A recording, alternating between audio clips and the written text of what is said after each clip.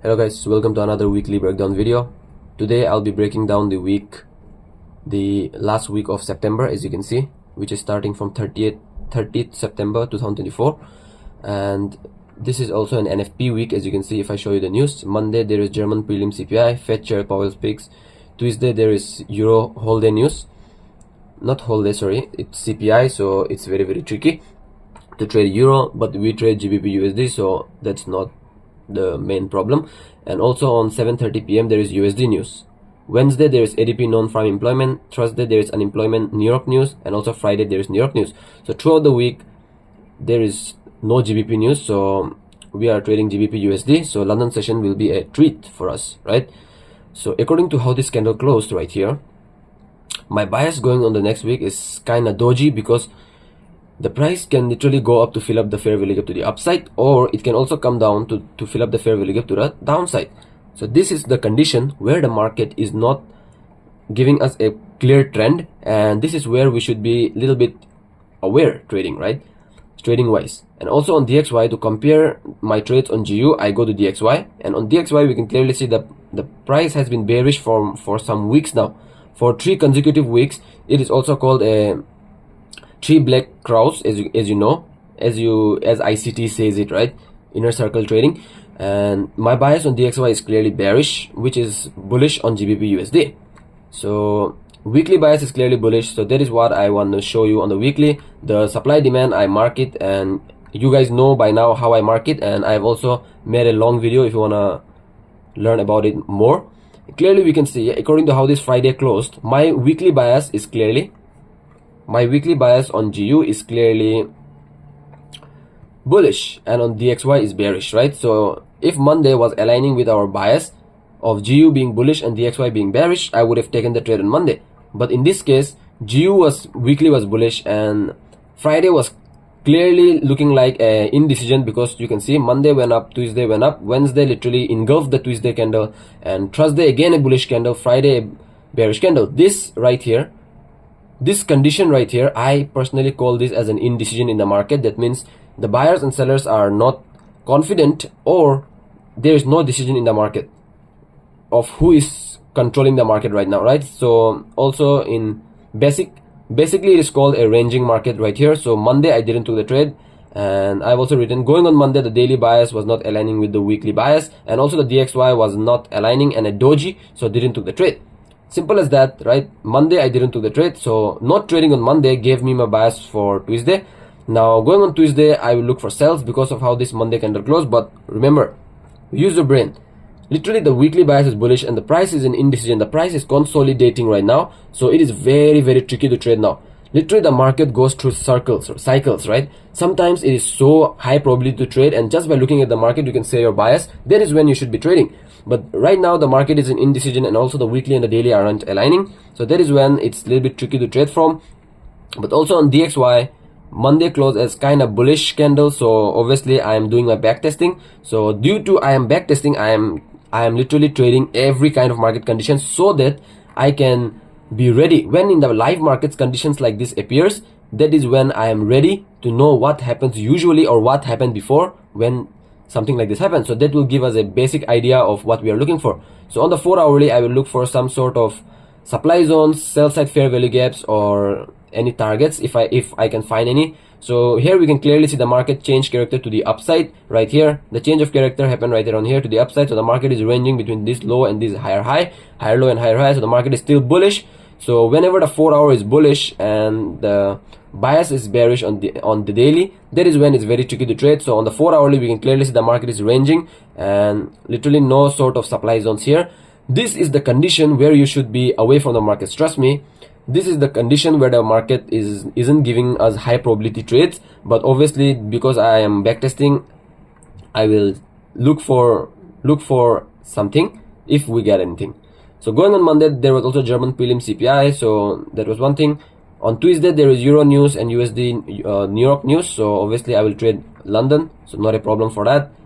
So I wait for the Asian range to close, and after the Asian range closed I mark my supply zones. So there was a supply zone here on the M30 time frame, which was a supply zone due to the market was clearly ranging. The market was literally not trending. As you can see, we want to be part of the trending market, but right now the market is ranging, and we can clearly see the market is making highs, lows. It's ranging in a zone, and but this was the lower high that caused this lower low. This change of character, market structure shift, fair value gap, and with the bias being bearish. So this zone, to be honest with you, was not a weak zone. This was a good zone to trade from. So what I did, I waited for my timing, which is New York session, which is 11:30 p.m. in standard time, and we got our trade. Beautiful trade, bro. This was a beautiful continuation model. Yesterday was a very not one of the best bearish days. Yesterday's volume was not enough for me to look for continuation models, but obviously there was no clear supply zones. Yes, there was on the M30, but the price action was not clear, right? So whenever the price action is not clear, that is also when we tend to get continuation models.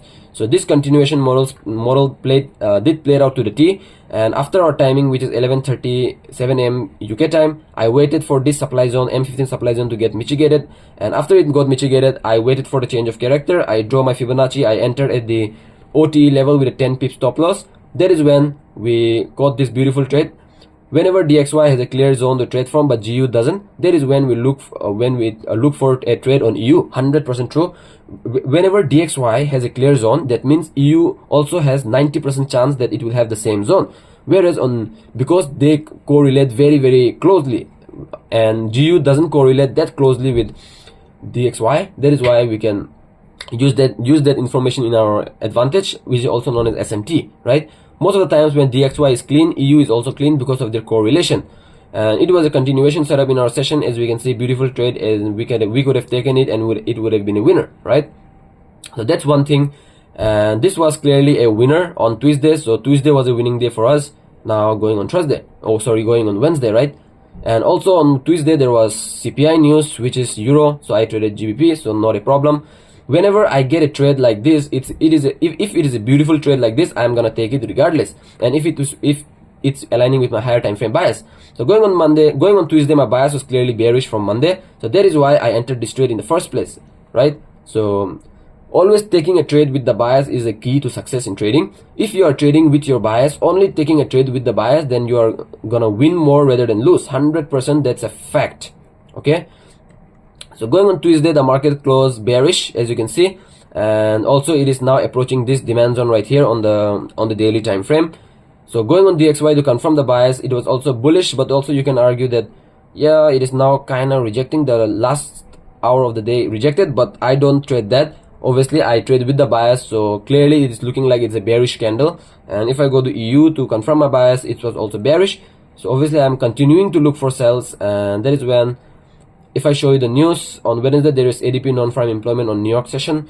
So, and yeah, basically the change of character happened on the downside. Now this was ranging, right? The market was ranging here, making higher highs and literally ranging between that bullish solidified range right there. And the market was bullish here, it ranged in a solidified range, and now it has changed character to the downside. So that is when we want to be a part of the markets. Now this is the H4 supply, fair value gaps here and fair value gaps here, and it also makes sense to go and fill up those fair value gaps. But I don't trade to fill up the fair value gaps, I trade with the bias. But in the lower time frame like H4, I can also trade that I've just discussed with you guys. I wait for the Asian range to close, right?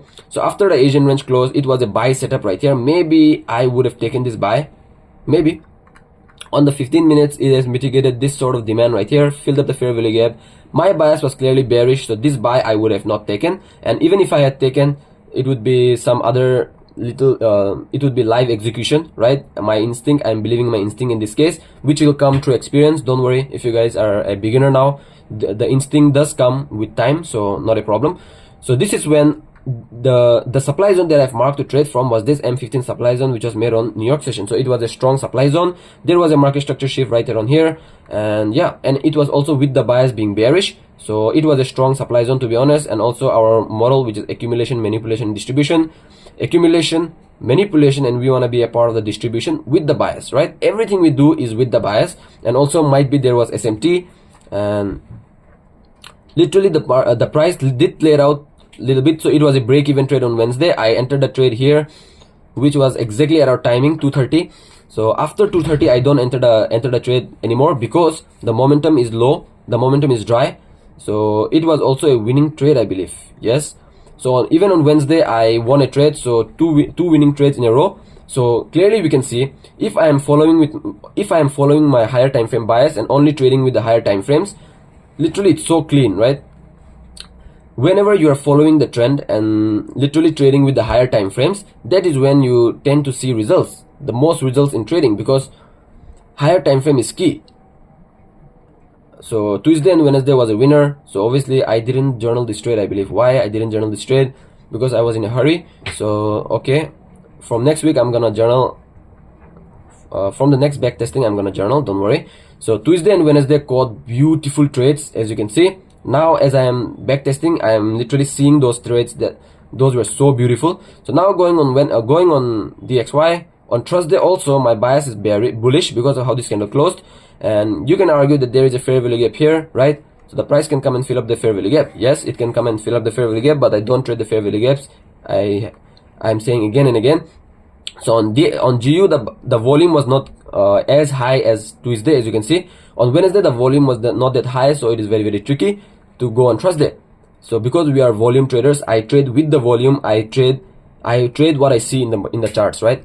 I need to see certain things to happen in the chart to then consider it. So going on Thursday, there was New York news, as you can see, unemployment claims and ISM services PMI. So going on Thursday, I will look for sales again because how my DXY closed. But obviously DXY and GU is not aligning, so it is not a high probability day to trade. Whenever DXY and GU is not aligning, that is when I tend to not trade. But in this case, because GU was so clearly bullish, I was considering it. So let's see what happens.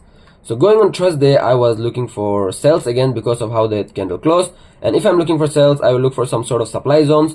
And there was no supply zone, as you can see. There was one supply zone right here. It was a clean ass supply zone. But also you can argue that the price was in a solidified range again. This was lower highs, lower lows. And this was literally accumulation, manipulation to the upside, and then distribution. So on the M15 time frame, this was literally structure. This H1 volume right here was M15 structure. This is what I like about this strategy. Even on the H1, even if on the H1 this is a huge move to the downside, on the M15 there is lower highs and lower lows. It is broken down into partitions, right? That is when the M15 goes, accumulates, manipulates the supply zone, and some sort of manipulation happens here, and then we trade with the distribution for a 1:3 and we won the trade. So on Thursday, it was a very high volume day, as you can see. Literally the market, our pre-London session, which is Frankfurt session, literally headed towards downside. So in this case, I could have done nothing because look at the volume, mate. It's so bearish right now, lower highs, lower lows. The price, the market moves in solidified ranges, according to Israel Kobos, right? So this is a lower highs, lower lows, solidified range, manipulated, and then again a solidified range. Now this is the solidified bearish range again. Literally Thursday, from the first candle itself, it is bearish. So if I was able to take this trade on Wednesday and I hold Thursday, it would have been a banger, as you can see right there. So Thursday was a no trade day for me because how this closed. On Thursday, we can clearly see there was no clear supply zone to trade from, and the price was also in a bearish solidified range. Told ya, right? This was the bearish solidified range from this high, lower high to this lower low. So this is the solidified range. And on Wednesday we already caught a move, so on Thursday I would not like to force a move, and also the volume was so high that yeah, it made sense. And the price was in a bearish solidified range, so we were anticipating a continuation move on Thursday, which happened to the T, but momentum was very high, so we didn't took the trade. So also whenever the GU bias is not clear, we tend to go to DXY to confirm the bias, and whatever DXY is saying when GU is not clear, we tend to do that, right? And that worked. Clearly we can see, as you can see, the move did happen on Friday from the M30 supply zone, but it was a very close to the news, so didn't took it. Okay, it was NFP also. It was a continuation setup in our session. As we can see, beautiful trade. We could have we could have taken it and it would have been a winner. So yeah, so now going on Friday, let's see what our bias is. So now going on Friday, obviously there are fair value gaps to fill. The market has to come at some point in time to fill up this fair value gap here, and a rebalance of price, which will be a fair value gap soon, right? So it was a very bearish week. As you can see, from Monday till Friday, it is literally going to the downside. My bias going to the week was bullish, but according to how these candles are closing, my bias is clearly changing to bearish. So going on Friday, I'm looking for sales again on GU, which will be buys on GBP on DXY. there was a fair value gap here on the daily, you can argue, which is getting filled right now. And after this fair value gap is getting filled right here, and also we can argue that this fair value gap right here.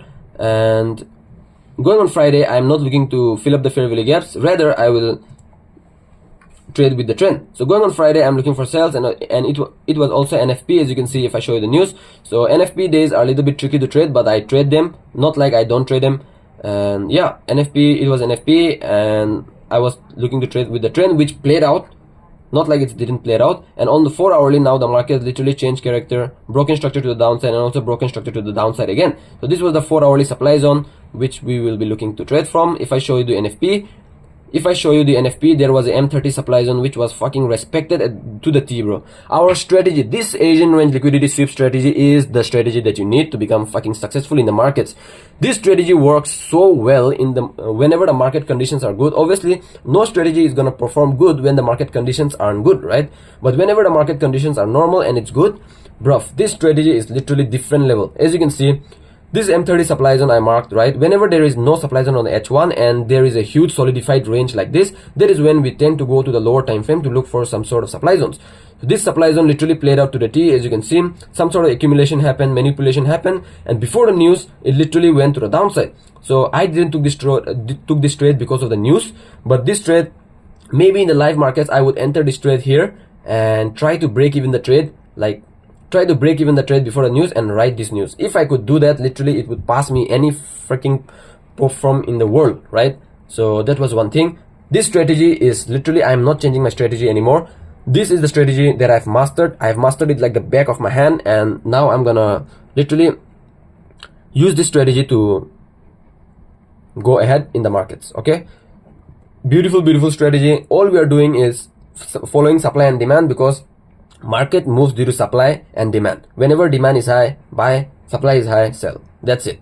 And some other confluences like fair value gaps and SMTs and all that you already know through relentless practice. As you can see, the move did happen on Friday from the M30 supply zone, but it was very close to the news, so they didn't took it. But in the live markets, maybe we will try to take trades in the timing before news and write the news if we can. So beautiful trade, no complaining. So now let's see how the weekly candle closed. And now the weekly candle is literally closed as a very bearish candle. So now going on the next week, my bias is bearish. I am like water in the market. I've said it a gazillion of times, right? So now also the weekly is so close to the change of character right here. So going on to the next week, even if it's bullish, yes, it always has a chance to be bullish, but I am looking for sales because of how this candle closed. Meaning, I will trade the daily bias, but the weekly is literally looking like it's bearish. So obviously, I will keep that in mind. So this was a beautiful weekly breakdown. Got some beautiful trades. Got to learn a lot of things about news and so on and so forth. Whenever the trend is changing from bullish to bearish, how we should trade. Always trade with the daily bias. Always follow your trend. Maybe you will miss some trades doing that. No problem.